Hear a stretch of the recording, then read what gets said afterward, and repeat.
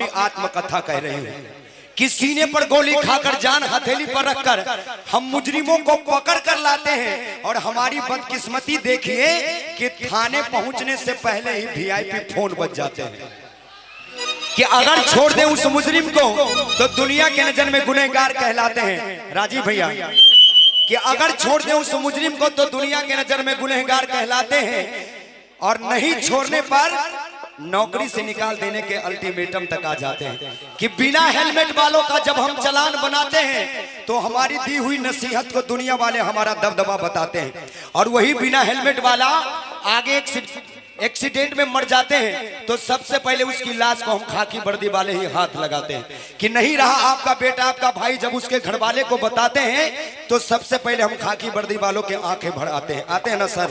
तो एक बार जोरदार तालियां होनी चाहिए, जोरदार तालियां।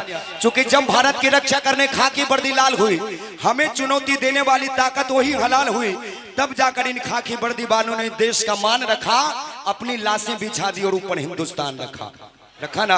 लेकिन क्या कीजिएगा भैया, मुकेश भैया थोड़ा सा प्लेन कीजिएगा। लेकिन ये संगीत का जाम है, इसे हम सर के साथ भी बैठकर पी सकते हैं, लेकिन अंग्रेजी पीजिएगा ना तब पकड़ कर ले जाएंगे।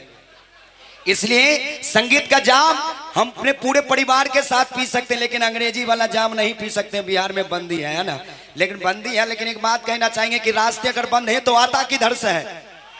कि रास्ते अगर बंद हैं तो आता किधर से है? अरे ससुरा अगर आ जाता है तो जाता किधर को है? मैं मानता हूं बिहार में शराब बंदी है, लेकिन पीने वाला लाता किधर से पता ही नहीं चलता। लेकिन संगीत का जाम एक ऐसा जाम है जिसे पूरे परिवार के साथ पी सकते हैं। इसे पीने में हमें हिंदुस्तान की कोई पुलिस नहीं पकड़ सकती। कि संगीत का जाम पीने में हमें हिंदुस्तान के किसी राज्य की पुलिस नहीं पकड़ सकती। कि संगीत का जाम पीने में हमें एमपी की पुलिस नहीं पकड़ सकती, क्योंकि उनके वर्दी पर लिखा रहता है एमपी, यानी कि मस्तों के पी, मस्तों के पी, मस्तों के पी, मस्तों।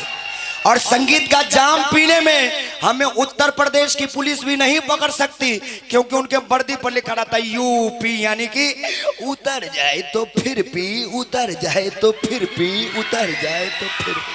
और संगीत का जाम पीने में हमें झारखंड की पुलिस भी नहीं पकड़ सकती, क्योंकि उनके वर्दी पर लिखा रहता जेपी, यानी कि जा मानता पी, जा मानता पी, जा मानता पी।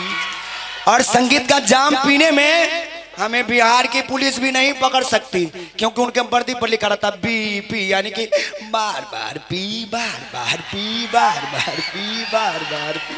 और संगीत का जाम पीने में हमें वेस्ट बंगाल की पुलिस भी नहीं पकड़ सकती, क्योंकि उनके वर्दी पर लिखा रहता है डब्ल्यूपी, यानी कि वहाँ नहीं तो यहाँ पी, वहाँ नहीं तो यहाँ पी, बिहार में नहीं तो बंगाल में पी।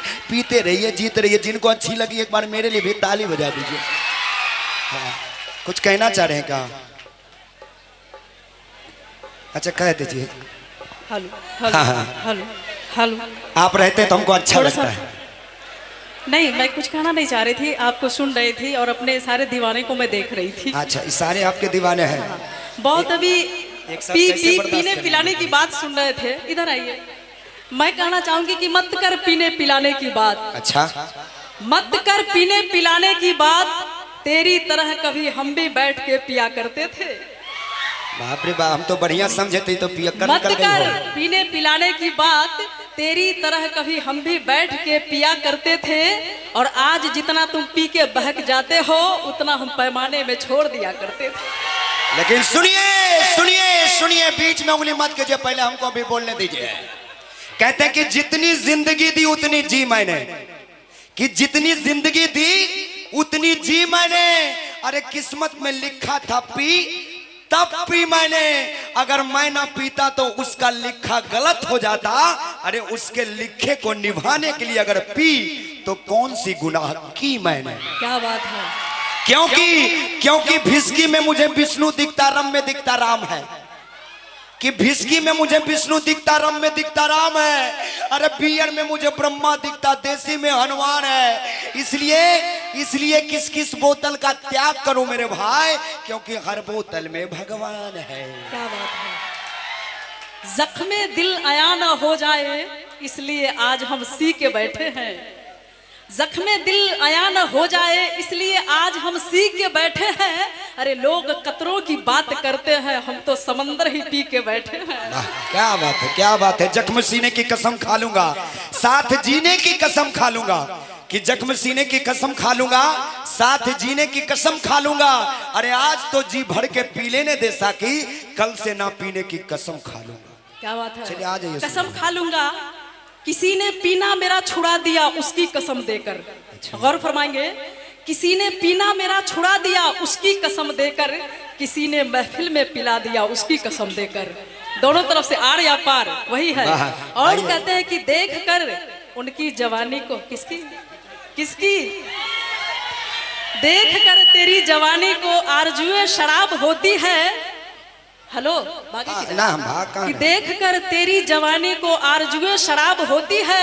इनका कहना है कि रोज तौबा करता हूँ, रोज नियत खराब होती है। क्या कंट्रोल कीजिए, कीजिए। नहीं, अच्छी चीज पीजिए, वो सब मत पीजिए, आइए। है ना। एक बार हाथ उठा के बता दीजिए, हाथ उठा के बता दीजिए भैया, लंबे लंबे हाथ उठा के बता दीजिए जो जो पीते हैं। देखिए सर, इतने लोग पीते हैं। आइए, दोनों भाई का स्वागत है। आइए।